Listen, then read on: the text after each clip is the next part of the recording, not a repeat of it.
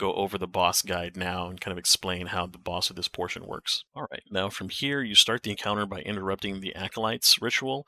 That's going to spawn the boss from below and bring him up through the black pool in the middle to the top. And the idea is going to be a kind of a repeating theme of matching the symbols up, kind of the deep sight Savathun style theme. How it works is there's going to be these little braziers hanging along the wall that are empty, and you're going to clear ads and clear, I think it was 3 knights, 3 yellow knights, and you'll get an ogre to spawn, very similar to the first encounter. So once that ogre spawns, then he's going to give you the ability to use deep sight, and when the ogre gives you the deep sight is going to activate in the pool where the knight came from at the bottom. Meanwhile, by the way, the ads are going to be spawning in each of the side doors and at the top, and the boss knight will be up there as well, so just be careful not to get blasted by the boss knight. Keep your distance. He does do a pretty good amount of damage, and can surprise you if you get like half health, and he'll end up catching you with his boomer. And the lower light guy was a little bit struggling because of that, because it was just too much damage in a short period of time for him to react. So once you get that done, you're going to get the deep sight done. You're going to end up activating the deep sight, and then you're going to see on the wall these braziers are going to light up, and the braziers are going to give you 3 symbols. And so let me go over here and show how the symbols exactly look. In our situation, we had the symbol that looks a little bit like a spider or a squid there on the left, and we had the O. And then on the other side, let me take a look here, it was the scorpion. So we had the little squid, we had the O, and the scorpion. And so now what we're going to be doing is we're going to be jumping down into the water. And you can have multiple people do this, you can have just one person do this. There's no real requirement who stays up, who stays down, just don't all die at the same time. You're going to end up underneath, and these symbols are going to be along the wall. And as you see here, I found the spider. I'm going to walk up to the spider, just touch the rune, and if it's the wrong rune, it will kill you. So that's how you know you get the wrong rune. The right rune, it's going to light up, it's going to turn green, and it's going to look visibly activated. So once you get all 3 of these runes done, and you're down there dodging the knight in the water, by the way, because the knight is in the water still, hopping around and trying to kill you by slamming you. Fortunately, you have an overshield, so you don't have to worry too much. The only issue is like if you're running out of pressure and you're trying to get up through the jet, and the knight bumps you and you don't get all the way up or something. That's something I could foresee that being a big problem. Or if you just stay there and let him hit you.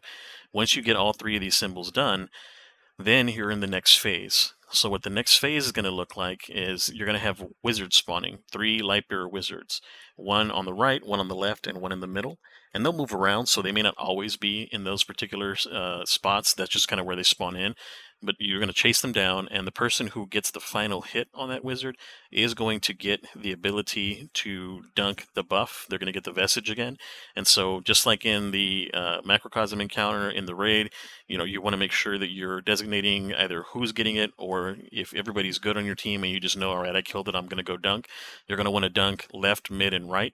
And when I say dunk, it's going to be the same statues in the very first encounter. There's going to be 3 unactivated statues, 1 on the left, 1 in the middle, and 1 on the right, pictured here.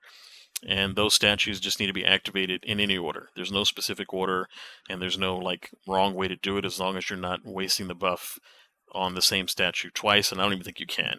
So once you've lit all 3 of the statues up, then from there you end up getting to the DPS phase. And how the DPS phase initiates is a Hive Knight will spawn in the very front or the back of the room, depending on how you're oriented, but essentially right in front of the pool where the boss spawned. And so if you're looking at the pool, the knight's going to spawn right there where you're standing. And what I did is I would run up to the knight, I would weaken him, and then I would drop my well to either finish him, or right after he died, drop my well, because then at that point it's going to be DPS time. A green pool will spawn where the knight's killed, and there'll be like a small star symbol over it letting you know where it's at. Just like the other encounters in the throne world, it works the exact same way. You stand in the green pool and you start to chip away at the boss's shield. I was using the machine gun at the time, and I ended up switching to sleeper. So what I would do is I would stand in the green pool, hit him with a couple sleeper shots, that would weaken him, and then I would just continue to go on from there with the sleeper. And if you really want to, you can just use your special to get him down and save your heavy. But the way that we were doing it, it worked out where I was actually popping his shield really quickly for our teammates since I was kind of the highest light, so I was doing the most damage to the shield. That way they could get their DPS in too.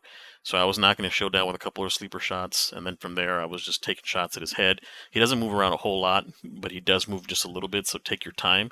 It's more important that you get all of your heavy ammo to connect with him than to rush, because you do get plenty of time to do DPS to him, and if you miss ammo and you get in a situation where you're missing your shots on your heavy, you're going to just create more of a hassle on the end to make the encounter much longer.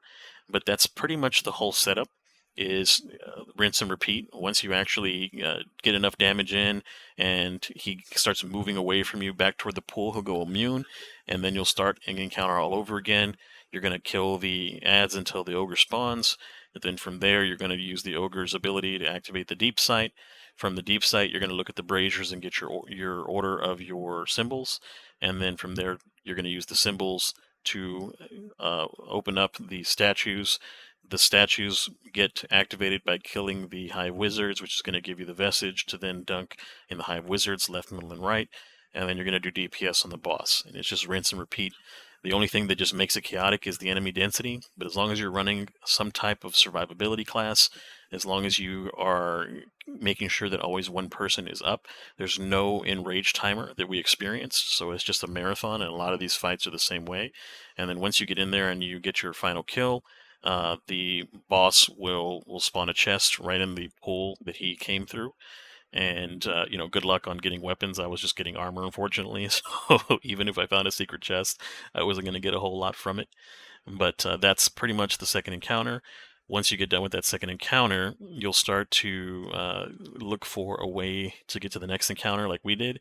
What it is when you drop down, look around, you'll see a small path that wasn't open before. It is not the little green barrier that you were in initially. It'll be like a little small path off to the side, and I'll show you kind of what it looks like here. And then that small path will let you run up and through into the next area that you'll be traversing to get to the third encounter. So very much like this encounter, there's going to be a little bit of a long trek through a bunch of ads to get to the third encounter, and I'll go over that now.